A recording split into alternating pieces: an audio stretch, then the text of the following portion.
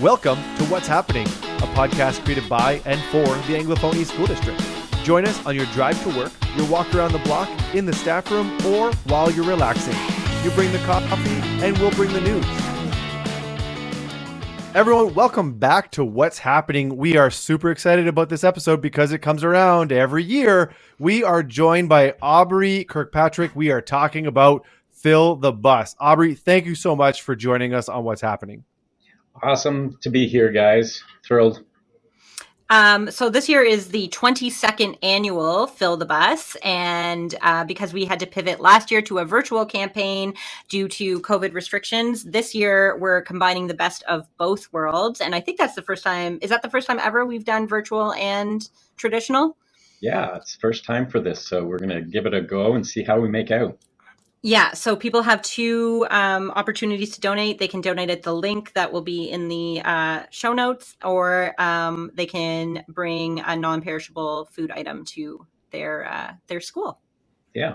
So what we thought we would do this year with our committee is, as you say, try to cover both things. And the tradition has been bringing goods and bringing it to the Food Depot Alimentaire, who would then distribute those food items to the food banks that are within our district. And then, as you say, last year we, due to COVID, went totally online, and we used that money last year to help fund our school breakfast programs. So the actual money that came in got spent right back into the school with the breakfast programs. We said, well, that's good too. So can we do both? And so that's what we're going to try this year. So I know that students really like the idea of bringing in a physical item and seeing it grow and all of that. And I think that's fantastic. And then obviously the ease to give over online, that makes it easy for parents and grandparents and that sort of thing. And the money that's been donated so far, I think we've got about $5,500 already within a week that it will go back into the Food Depot through to our school breakfast programs. That's pretty amazing, right? And so this gives an opportunity for everybody to participate. So, and then maybe we can expand a little bit on how each way that we're donating, either virtually with money or traditionally with a food item to the school, they both also benefit the Food Depot Alimentaire, because the Food Depot Alimentaire is who drives and delivers food that they purchase with the money that is donated Right to our school breakfast program. So we have a huge partnership with the Food Depot. Yeah, they're amazing partners for our schools, truly, for the breakfast programs. Within the last couple of years, they've really taken on an active role. So they are, through donations of both food and money, they go out and buy the things that are missing, that they don't get donated, and deliver those to all of our schools that are participating in breakfast programs. So it's such an amazing support. I mean, the need, as you guys know, is going up, unfortunately, with COVID and with societal changes. We see more and more people reaching out to food banks and needing our support at the school level. It's certainly what we found last year when school was closed. I guess it was the year before. That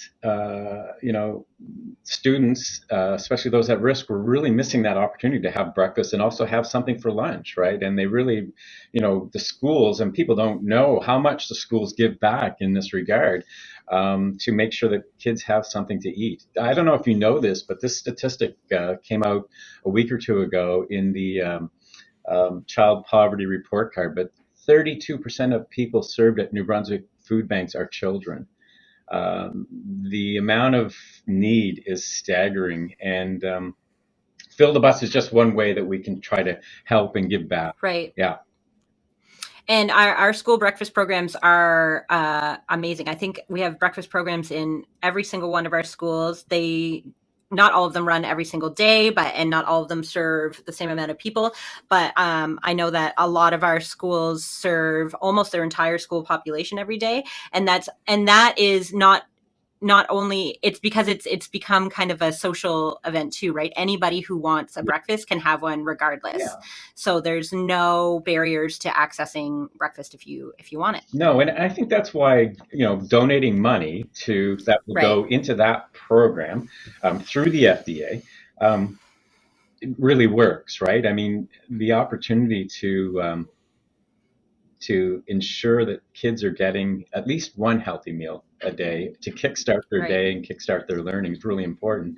And the other neat thing about the donation through online is that even if your school or your community school, it has their own local program and don't participate in Fill the Bus because it's voluntary, right? And we've got a lot of those situations in a big district like ours. Parents, grandparents, students can still, bring in the good for that place. Say it's Pedbag in Port Elgin, but you can also help by, putting $5 into the online piece, and you're helping school breakfast programs. So you can do both. Right. So what we want. And what amazing ways for people to support. And I love the blended model, which is two varieties, or maybe they want to support in both ways. So what is the timeline on this year's Fill the Bus? What can people expect? Obviously, it started now. So we are, this would be like, I guess, week 2. We announced, and it started middle of last week, but we're running to the 21st of December.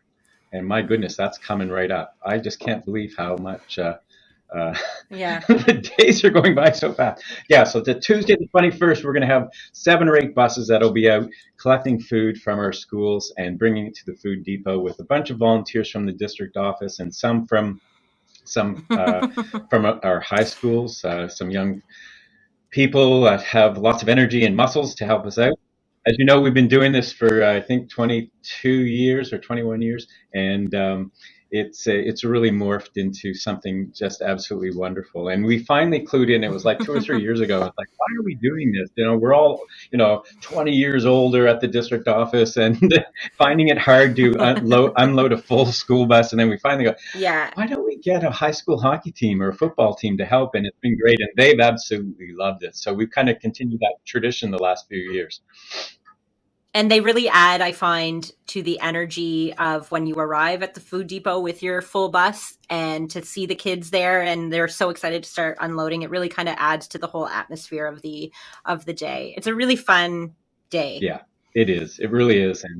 And I think having students both help load the bus at the school level, but also at AFDA is an eye opener. And it's like, oh my goodness, this is, the FDA plays such a huge role in really, I like to say it's where the food banks go to shop, right? And so all of those food banks that are within our district get to, receive pieces of this food that we're collecting and bringing it back into the community, right? So,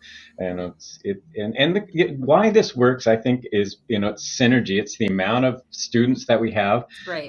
It's the amount of staff that we have, and if everybody brings in one thing, all of a sudden, you've got 16,500 things, right? And I was thinking about this just as I was coming back to the office, that I think we've averaged probably around $25,000 a year, or no, sorry, 25,000 pounds a year on average. Most years it's a touch more. And so if you think about that over 20 years, that's a 500,000 pounds of food. And if you value that 500,000 pounds of food at $3, let's say, I think that was the last time that the FDA valued. It's probably more now because of the price of goods. But that's $1.5 million worth of donations of food that have gone back into our community by our schools, by our students and staff. It's truly a remarkable effort by everybody. It's an amazing accomplishment and support. And we've mentioned earlier the link to be able to donate money using the virtual way of donating, but maybe there's community members out there who want to donate goods as well. Can they just bring goods to the school, or does the Food Depot Alimentaire, or is there a place for them to donate as well if they don't have maybe a child in one of our schools? Yeah, I mean, your local school has a way. If they're not collecting, they'll have a way to use it. But if they are collecting, they'll really like it, because there's a little tiny competition that runs underneath all of this. I was contacted early on when we made the announcement, like by the 3 or 4 schools that are gunning to get this. We've collected the most per capita again this year, and it's quite amusing. It really is. I mean, they don't know that I've gotten, that each principal has contacted me. We're going to win this year, but I sit back and go, yes, let's go. Yeah. We also have boxes here. So if there is somebody who wants to donate a good, they can come drop it off in our lobby, and it'll add to the office total too. Yes, exactly. And then of course the virtual, they can do that right from their house. Yeah, that's the great thing about that online piece. The other thing I should mention is, and if I can find it, I will tell you about it. What did I do with it? And so while you're looking for that, Aubrey, I guess I'll say on December 21st, we can expect buses going around school to school, collecting these goods and arriving at Food Depot Alimentaire to do the. It's going to be a sight to see for sure. 21st. And it is. It really is truly impactful. And the great thing about this food drive or this campaign is that this food gets, builds up the inventory for the time when it's slower to, getting donations, which is January and February, right? And so it kind of gives a boost to the FDA and the food banks throughout the district. So we have some other ways if you want to participate, and that is directly at some grocery stores on the 11th. Oh, yes. And the 11th, we're at there will be schools at Superstore Trinity. Looks like that's Queenie. Superstore Riverview, Riverview East, Superstore Main Street, Arnold H. McLeod, and Sobeys in Riverview at that's by Claude D. Taylor. So there's 4 opportunities there on the 11th. And I believe there are 2 opportunities on the 18th. Sobeys Vaughan Harvey is the district office, and Sobeys Elmwood would be Bernice McNaughton. So that's another way that the community can to give and then will we have buses parked at those stores too, so then people can kind of see how much food it takes to fill a whole bus? Yes, absolutely. Yep. Each store will have a bus, and I mean that 6 hours that we're out there or whatever, it's you can bring in close to 2,000 pounds of food just in that little stretch of time, and it's a lot, and it's really needed. So that's why we go out and do it. That's fantastic. And we'll put those dates and locations in the show notes for people to see, for them to be able to stop in. And so, Aubrey, my question, we've had you on talking about Fill the Bus before, and I don't think we've actually asked this. Are we the only district that runs this type of event in support of the Food Depot? Yeah, right now we are. I know that other schools and school districts do, things for their community. But this is kind of one of a kind. And like I said before, the thing that makes it work is the volume, right? And it's Christmas time, and people are in a very generous mood during that time period. And it's the fact that it's really in our DNA now. We've been doing it so long that, this is what we do. And people get behind it still, and it's exciting. We've got a committee here of people, our community folks that are helping diligently, and just makes it all work. So it's fun.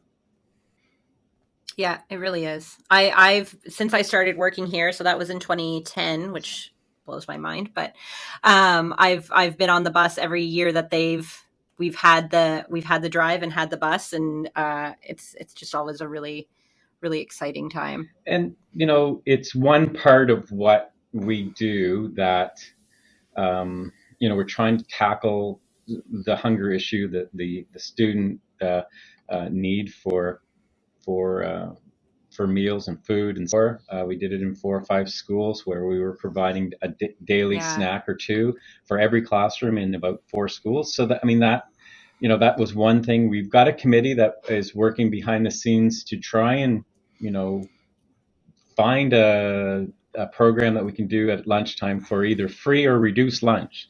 So we're working with a couple of community people, the United Way, and have been brainstorming, trying to figure out how do we do this, because it's not cheap. But what it is, though, if we manage to do this, because I don't know if you know, in the world, like, so 32, 33, for having a child nutrition program for students across the country. The lack of gets us down there. We're not in top 10, and we should be. And so the need, we know what the need is. That's all been determined. It's high. I think it's time investment. Now, it's a major investment. I'm not, I did the math, and it's a lot of money. But we can help kids be healthier. They will learn much better with full bellies. We will be buying local, so we'll be helping our own economy, right, through that. And there's just so many wins by making sure that kids are having, a healthy, nutritious lunch. And that.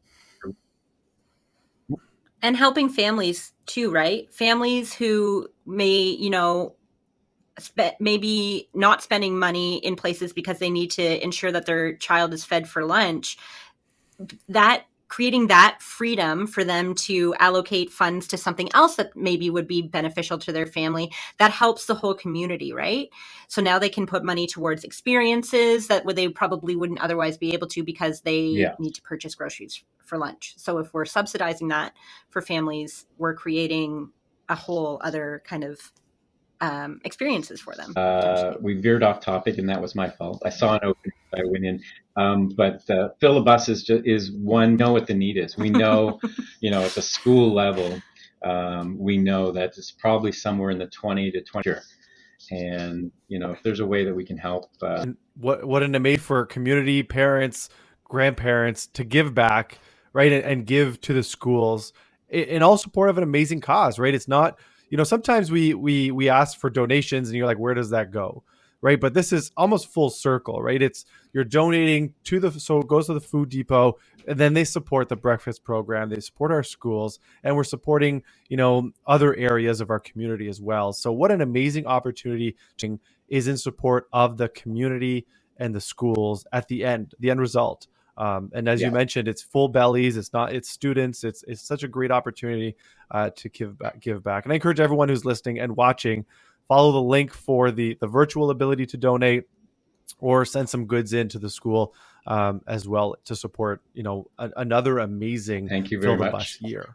Thank you. And so, Aubrey, before we head out, I just want to give viewers to know about or just a message to everyone who's listening as we head into, another Fill the Bus season.